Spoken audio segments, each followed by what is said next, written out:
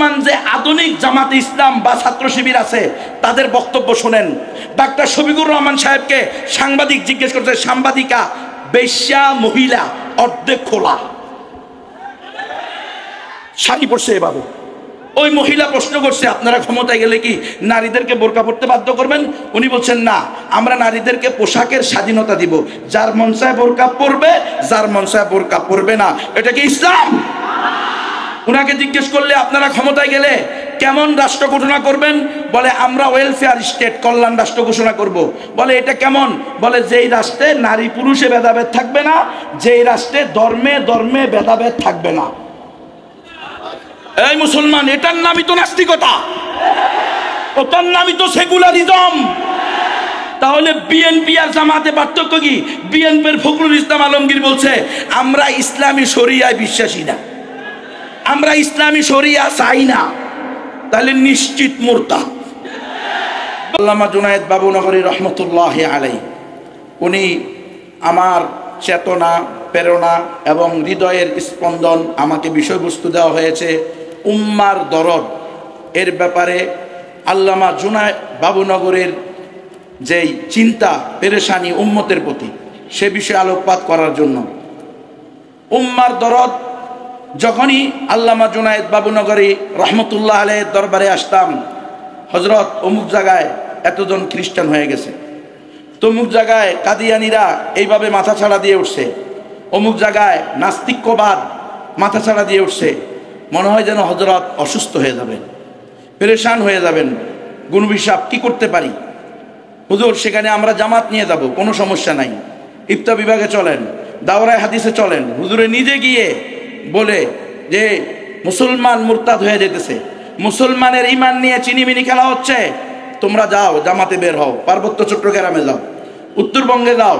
হুজুর নিজে তাশকিল করে আমাদের সাথে জামাত দিয়েছেন একাধিকবার। আপনারা জানেন আমি একটা দাওয়াতি কাজ করি, অমুসলমানদের মাঝে দাওয়াত, নবমুসলিমদের পুনর্বাসন এবং খ্রিস্টান মিশনারির বিরুদ্ধে গণজাগরণ, জনসচেতনতা তৈরি করার চেষ্টা করা। এই কাজে হুজুরের কাছে যখনই আসছি, যখনই উম্মতের কোনো বিষয় নিয়ে, ইসলামের বিরুদ্ধে কোনো ষড়যন্ত্র নিয়ে কথা বলেছি, হুজুর পেরেশান হয়ে গেছেন। হুজুর নিজের জীবনকে যে কোনো সময়ে বিলীন করে দিতে প্রস্তুত ছিলেন, কিন্তু উম্মত ঈমান হারা হবে, ইসলাম থেকে দূরে সরবে, এতটুকু হুজুর মেনে নিতে প্রস্তুত ছিলেন না। তিনি ছিলেন আমাদের আকাবির। তার অবিসংবাদিত জিন্দেগি আমাদেরকে শুধু আলোচনার মধ্যে সীমাবদ্ধ রাখলে হবে না। আপসহীন এক ব্যক্তিত্বের নাম শুধু বললাম আর কানসুক করলাম এমন নয়। আমিও তো নিজেকে নবীর ওয়ারিস দাবি করি, আমিও তো নিজেকে আলেম দাবি করি।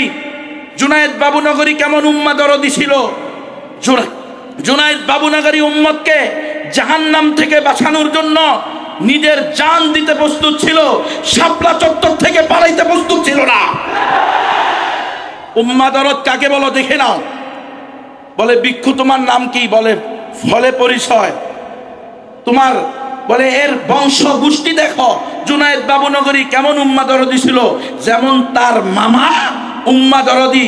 এখনো আমাদের মধ্যে মুহিবুল্লাহ বাবুনগরী উপস্থিত দেখছেন। কোন দলের ভয় নাই, কোন নেতার ভয় নাই। দেখছেন কথা কিছেন? আপনি আর আমি পারিনি রে লিয়াজুস চিন্তা, কারণ আমাকে এমপি হতে হবে, আমাকে মন্ত্রী হতে হবে। এবারে আওয়ামী লীগের সাথে দালালি করে হোক, বিএনপির সাথে দালালি করে হোক, অথবা মৌদুদিবাদের সাথে দালালি করে হোক, কিন্তু আমাদের আকাবির আসলাফরা আমাদেরকে এটা শিক্ষা দেন নাই। আজকে আমাদের মধ্যে আমি খুব আশাবাদী ছিলাম, আশান্বিত ছিলাম যে ইনশাআল্লাহ দীর্ঘদিন পরে হলেও ইসলামী দলগুলো এক হবে নিজেদের মধ্যে। কি দেখলাম, কি আশা করলাম, গালের মধ্যে মনে হয় যেন জুতার বাড়ি পড়ল। কেউ গিয়া মৌদুদিবাদের সাথে কি করতেছে? আপোষ করতেছে, জোট করতেছে। কেউ গিয়া বিএনপির সাথে জোট করতেছে। স্বৈরাচার থাকলে স্বৈরাচারের সাথেও কেউ কেউ করতো। গত 16 বছরে আমরা দেখছি ঠিক নয় কি? এই গণতন্ত্র দিয়ে, গণতন্ত্র আল্লাহ আপনারা বলবেন, আজকে আমাদের সর্বজন শ্রদ্ধেয় মুরব্বী বলে গেছেন আল্লামা মুহিবুল্লাহ বাবুনগরী, যে উনার শেখ হুসাইন আহমদ মাদানী রহমতুল্লাহ আলাইহি বলেছেন, ফিতনায়ে মওদুদিয়ত ফিতনায়ে কাদিয়ানিয়ত সে ভি বরতর হ্যায়। বলছে কি বলে নাই? হুজুর বলে গেছেন, আরে বাবা আপনারা কি মনে করবেন সেটা পরের কথা, বর্তমান যে আধুনিক জামাতে ইসলাম বা ছাত্র শিবির আছে তাদের বক্তব্য শুনেন। ডাক্তার শফিকুর রহমান সাহেবকে সাংবাদিক জিজ্ঞেস করছে, সাংবাদিকা বেশ্যা মহিলা অর্ধেক খোলা শাড়ি পরছে এভাবে। ওই মহিলা প্রশ্ন করছে, আপনারা ক্ষমতায় গেলে কি নারীদেরকে বোরকা পরতে বাধ্য করবেন? উনি বলছেন, না, আমরা নারীদেরকে পোশাকের স্বাধীনতা দিব, যার মন চায় বোরকা পরবে, যার মন চায় বোরকা পরবে না। এটা কি ইসলাম? উনাকে জিজ্ঞেস করলে আপনারা ক্ষমতায় গেলে কেমন রাষ্ট্র ঘোষণা করবেন? বলে আমরা ওয়েলফেয়ার স্টেট, কল্যাণ রাষ্ট্র ঘোষণা করব। বলে এটা কেমন? বলে যেই রাষ্ট্রে নারী পুরুষে ভেদাভেদ থাকবে না, যেই রাষ্ট্রে ধর্মে ধর্মে ভেদাভেদ থাকবে না। এই মুসলমান, এটার নামই তো নাস্তিকতা, ওটার নামই তো সেকুলারিজম। তাহলে বিএনপি আর জামাতে পার্থক্য কি? বিএনপির ফখরুল ইসলাম আলমগীর বলছে, আমরা ইসলামী শরিয়ায় বিশ্বাসী না, আমরা ইসলামী শরিয়া চাই না। তাহলে নিশ্চিত মুরতাদ, বেঈমান। এখানে সমস্ত ওলামায়ে কেরাম আছেন, ভুল হইলে আমারে ধরাই দিবেন। আমরা আপনাদের কাছে বারবার বলি, আমরা ওস্তাদদের মুরব্বীরা থাকলে আমাদের হিম্মত বাড়ে। আরেক দিক দিয়ে ভয় পাই না জানি বেয়াদবি হয়ে যায়, আর হিম্মত বাড়ে এই জন্য মুরব্বীর কাছে সবক শোনাইলে মুরব্বীরা ধরে দিবেন, গুনবি এটা সঠিক না, এটা বেঠিক। আমরা উম্মতের কাছে তওবা করব। তাহলে আধুনিক জামাত ইসলামের আকীদার মধ্যে, আদর্শের মধ্যে দেখেন, ডাক্তার শফিকুর রহমান বলে দিল যে ওই জামানায় তরবারের জিহাদ যেরকম ধরস ছিল, এই জামানায় ভোট দেওয়া, যেই ভোটের ভিতরে আপনাদের হাটাজারি মঈনুল ইসলাম হাটাজারির প্রধান মুহতামিম সাহেব, উনার যেই মূল্য, আপনাদের হাটাজারির মুসির সেই মূল্য।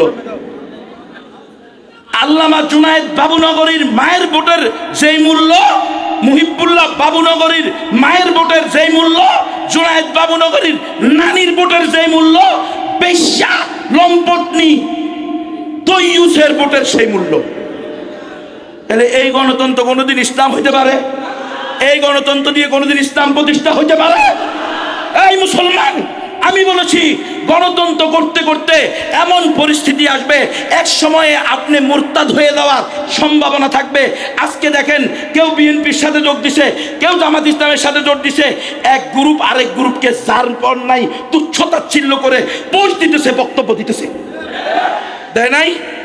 আওয়ামী লীগের সময় একরকম বক্তব্য, বিএনপির সময় আরেক রকম বক্তব্য, জামাতের সময় আরেক রকম বক্তব্য। প্রত্যেক যার সাথে লিয়াজু সে ওই দলকে সাপোর্ট করে কথা বলতে যায়। উম্মত এখন তো আর বক্তব্য হারিয়ে যায় না, এখন তো সব হাওয়ায় বাসে, ইউটিউব, ফেসবুক, ইন্টারনেট সাপ দিলে সব বের হয়। জুনায়েদ বাবুনগরীর কথাই তো বলতেছি ওস্তাদজি।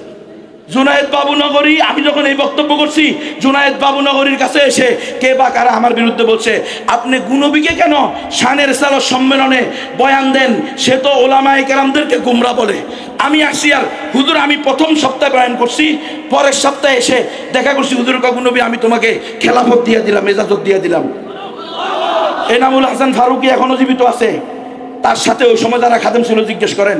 আমি কেঁদে দিয়ে বললাম, ওস্তাদজি আমি তো পাহাড়ে জঙ্গলে ঘুরি, অমুসলমানদের মাঝে দাওয়াতের কাজ করি, আমার তো বসে বসে জিকির করব এই সুযোগটা আমি পাই না। কয়, গুনবী তুমি যেই কাজ করো উম্মার কল্যাণে, এটাই তোমার জিকির। কিরে উম্মা দরদ আল্লামা জুনায়েদ বাবুনগরের ভিতরে ছিল কি ছিল না?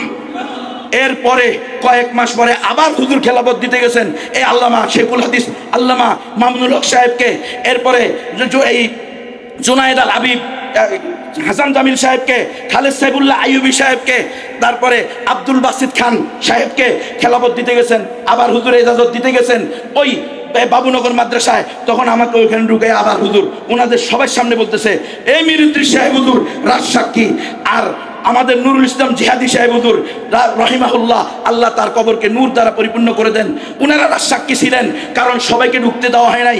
বলছে গুনবীকে আমি এর পূর্বেও খেলাফত দিয়েছি, এজাজত দিয়েছি, আজকে আবার তাকে এজাজত দিতেছি। এবং হুজুর আমাকে বলেছেন, গুনবী, এই সমস্ত গণতন্ত্র, সমাজতন্ত্র, জাতীয়তাবাদ, ধর্মনিরপেক্ষতাবাদ, এই সমস্ত মিটিং মিছিল এগুলো দিয়ে কিচ্ছু হবে না। যদি ইসলাম প্রতিষ্ঠা করতে হয় তাহলে ফেদাই টিম তৈরি করতে হবে। এটা হলো উম্মাহ দরদি জুনায়েদ বাবুনগরী। এটা হলো উম্মাহ দরদি জুনায়েদ বাবুনগরী। কিতাব নিয়ে নিবে না চাকরি চলে যাবে না মাদ্রাসা থেকে বের করে দিবে, এটাকে কোনোদিন পরোয়া করে নাই। ওই ব্যক্তি যে আমার বিরুদ্ধে বলছিল যে গুনবী তো এগুলো বলে, পরের মাসে বা পরের সপ্তাহে নাকি সে আসার পরে এই ইনামুল হাসান ফারুকী আমাকে শোনাইছে, আল্লাহ তাকে দ্রুত সেফায়ে কামেলা আজেলা দায়মা দান করেন। সে আমাকে বলছে, গুনবী ভাই, ওই ব্যক্তি আসার পরে গুনবী বাবুনগরী সাহেব তাকে রুম থেকে বের করে দিয়েছে। যান, আপনি মিথ্যুক, আপনি গুনবীর ব্যাপারে মিথ্যা কথা বলছেন। গুনবী, আমি বললাম, হুজুর আমি তো কখনো উলামায়ে কেরামকে গুমরাহ বাতিল এই কথা বলি নাই। আমার সর্বোচ্চ বয়ান ছিল আপনার সামনে, জমিয়তুল ফালা সবচেয়ে কড়া বক্তব্য সেখানে ছিল, আপনি নিজে শুনছেন।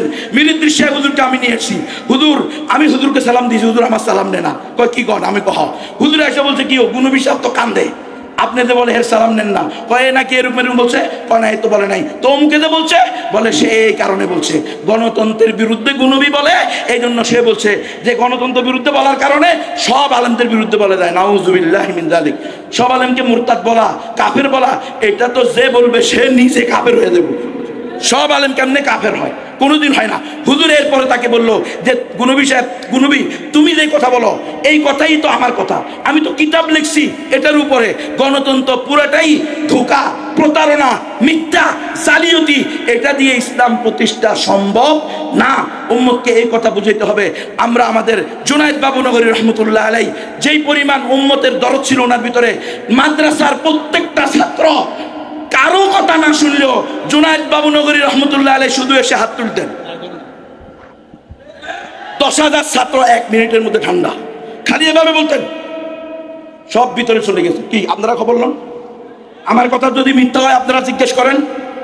সব দিক থেকে উনি একজন প্রকৃত নবীর ওয়ারিস ছিলেন, সততা, ন্যায়পরায়ণতা এবং সাহসিকতা। তাহলে আপনারা সব কি ভীতু হইবেন? আপোষহীন থাকতে হবে। কোন দল ক্ষমতায় আসবে, কোন সুপার পাওয়ার আমাদের তদারকি করবে, জুনায়েদ বাবুনগরী যেরকম পরোয়া করে নাই, আমরাও পরোয়া করব না। ইন্ডিয়াকে যেরকম ভাবে আমরা সহ্য করি নাই, আমেরিকার এই সমস্ত নীতি, এই সমস্ত মানবাধিকার কমিশন, এই সমস্ত ট্রান্সজেন্ডারবাদী নিকৃষ্ট জীবন বিধানকে আমরা মেনে নিব না। আল্লাহ তাআলা আমাদেরকে পরিপূর্ণ আকাবিরে উলামা, আকাবিরে ইসলাম, আমাদের আকাবিরদেরকে, সুলাহাদেরকে পরিপূর্ণ অনুসরণ করার তৌফিক দান করেন। হিম্মতওয়ালা আলেম হওয়ার তৌফিক দান করেন। নবীর ওয়ারিস কখনো ভীতু হইতে পারে না। তার বাস্তব দৃষ্টান্ত মুহিবুল্লাহ বাবুনগরী দামাত বারাকাতুম, জুনায়েদ বাবুনগরী রহমতুল্লাহ আলাইহি। ওয়া মা তৌফিক ইল্লা বিল্লাহ। ওয়া আসসালামু আলাইকুম।